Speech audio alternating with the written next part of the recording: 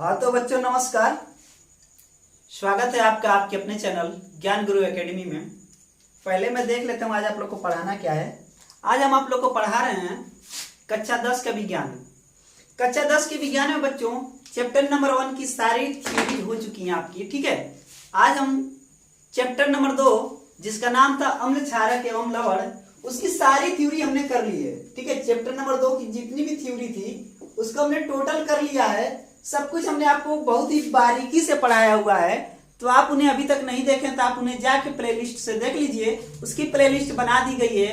उसकी प्लेलिस्ट आपको आपकी डिस्क्रिप्शन बॉक्स में मिल जाएगी और ऊपर आई बटन का लिंक होगा, उसमें भी आपको मिल जाएगा।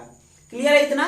ठीक है, तो आज हम क्या पढ़ेंगे। जब हमने आपकी थ्योरी करा दी है तो आप लोग को अच्छी तरह से पता होगा कि हमारे चैनल का उद्देश्य क्या था, कि शिक्षा इस तरह से आपको प्रोवाइड कराना जिससे कि बिल्कुल आसान हो जाए। शिक्षा उन सभी बच्चों के लिए जो बहुत महंगी कोचिंग्स एफोर्ड नहीं कर पाते हैं, उन सभी बच्चों के लिए जो बैकवर्ड क्षेत्र से हैं, जो बहुत अच्छे जगहों पर नहीं पढ़ पा रहे हैं, उन बच्चों के लिए है जिनके पास अच्छे टीचर्स उपलब्ध नहीं है।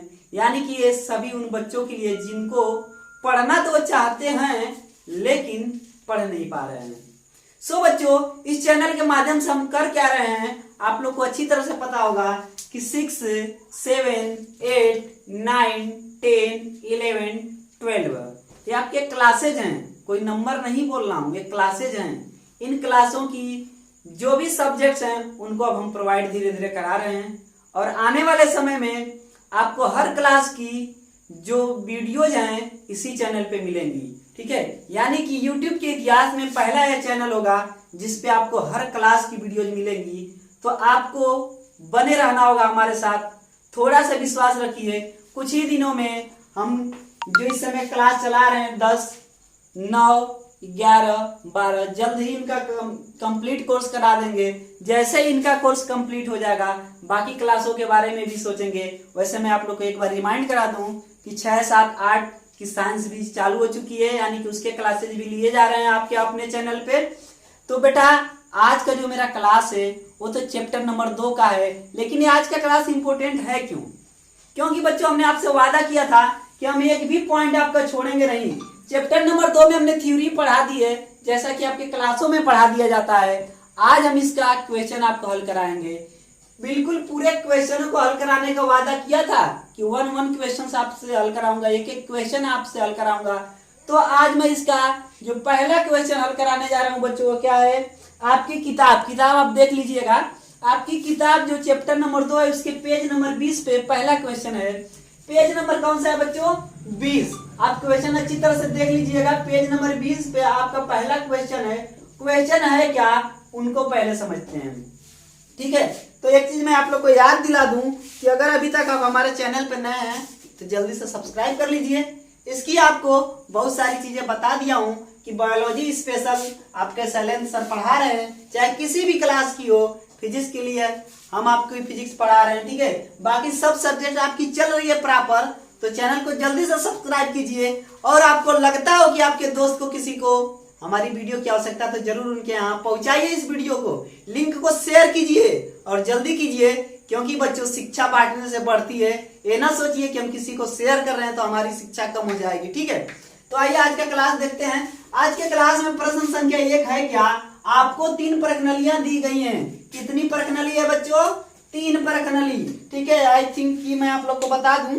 ठीक है, जैसे कि देखिए हमारे पास 3 मार्कर्स हैं। कितने मार्कर्स हैं? 3 मार्कर है। यहाँ पे देखिए 3 मार्कर है, 1, 2, 3। ठीक है, अब इसी को मैं बेस बना के बताऊंगा आपको। आपको 3 प्रश्नलियां दी गई हैं। इनमें से एक में आश्रित जल।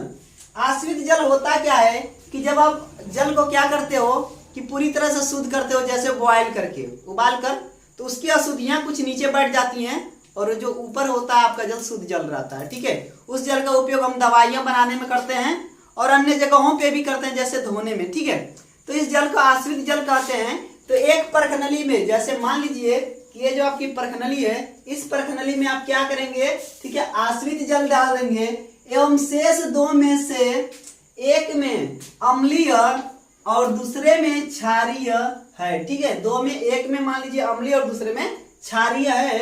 यदि आपको केवल यदि आपको केवल लाल लिटमस पत्र दिया जाता है तो प्रत्येक परख नली में रखे पदार्थों की पहचान कैसे करेंगे।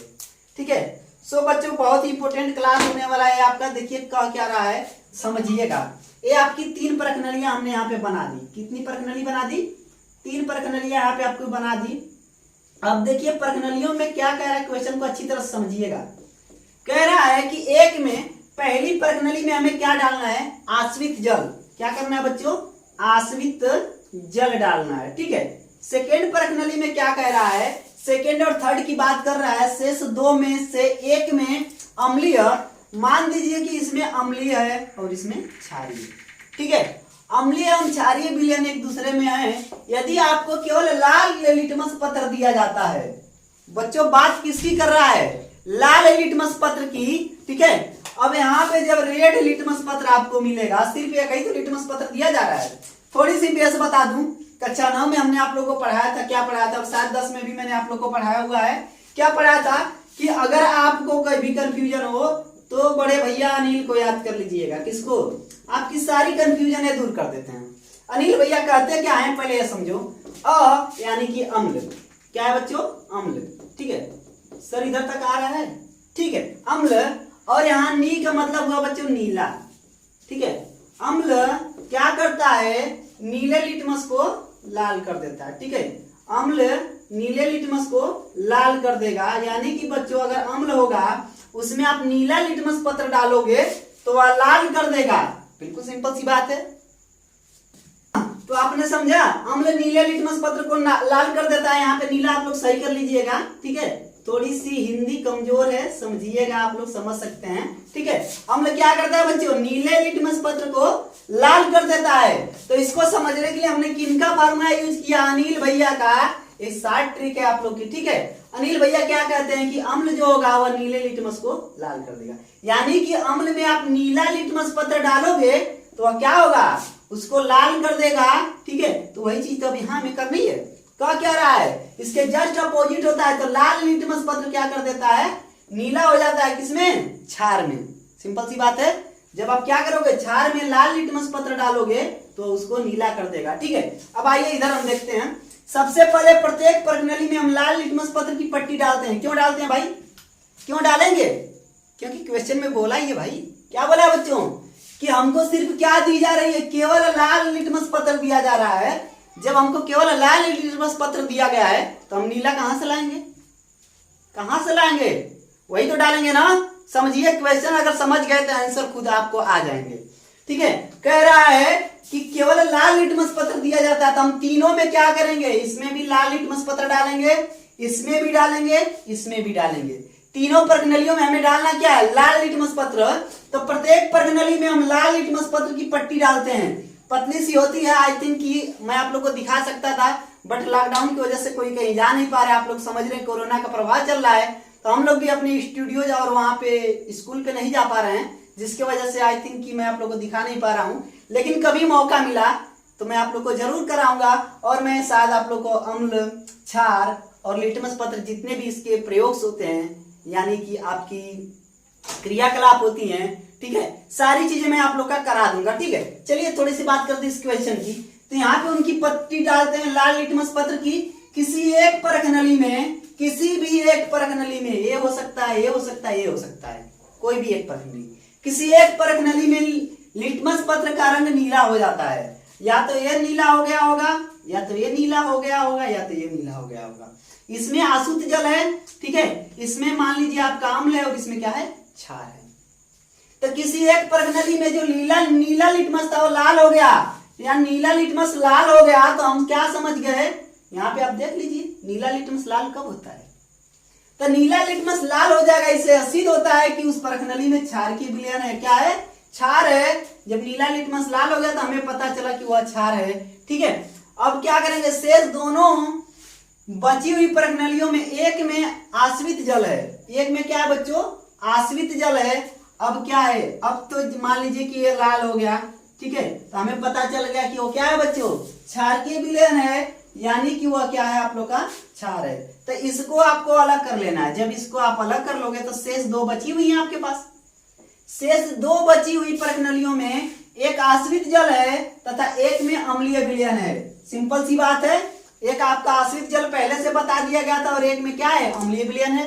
क्षार तो निकल गया, एक में अम्लीय विलयन है। अब हम पहचानी गई परखनली में, अब जो पहचानी गई परखनली है इसको हमने पहचान की है, पहचानी गई परखनली से क्षारीय विलयन को बाहर निकालते हैं।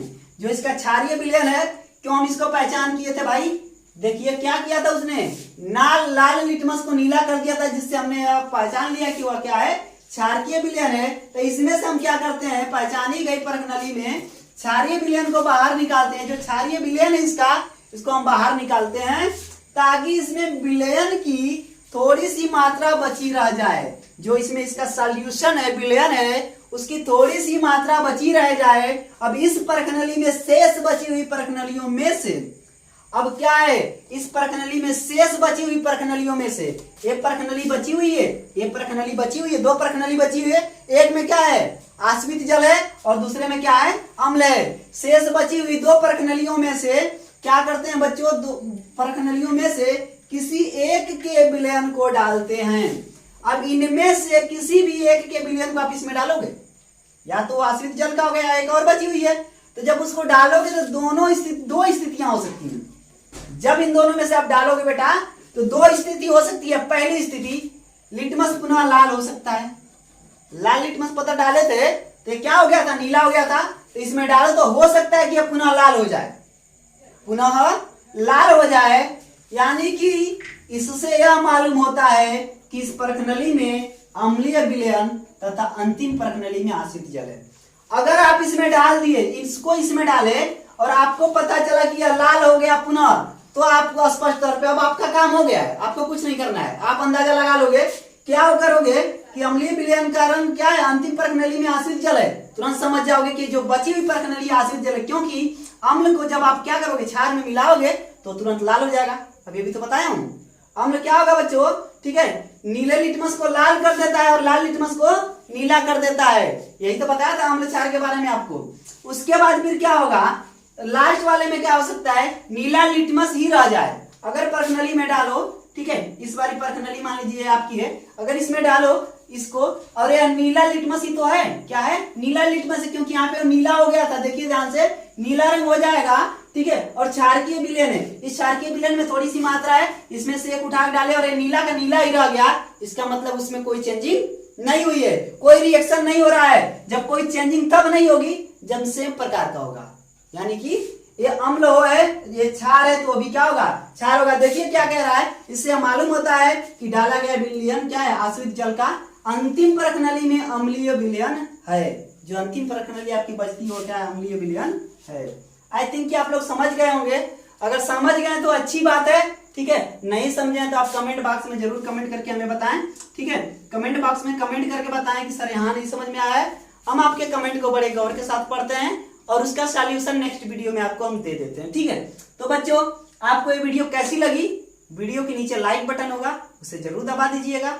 और मैं एक चीज आप लोग को एक बार पुनः कहना चाहूंगा कि हम बोर्ड पे इसलिए लिख कर लाते हैं कि आपका प्रॉपर एक नोट्स तैयार हो सके, ठीक है। नहीं तो बाकी लोगों के जैसे हम भी पढ़ा देते, किताब सामने, हमारे पास कोई दिक्कत नहीं है, किताब सामने है, क्वेश्चन देखते हम भी पढ़ा देते, 30-40 क्वेश्चन तो याद है ना हमें, ठीक है, पढ़ा देते। लेकिन क्या है कि आपके लिए हम बोर्ड पे मेहनत से लिख के लाते हैं कि आप एक प्रॉपर नोट्स तैयार कर सको, जिस तरह से हम आपको बता रहे हैं उस तरह से आप लिख सको, ठीक है। चलिए, अगर आपको हमारी ये वीडियो पसंद आए तो वीडियो को लाइक कीजिए, चैनल पे अभी तक नए हैं तो चैनल को सब्सक्राइब करके बेल आइकन जरूर दबा लें। चलिए मिलते हैं एक नई वीडियो में, तब तक के लिए धन्यवाद।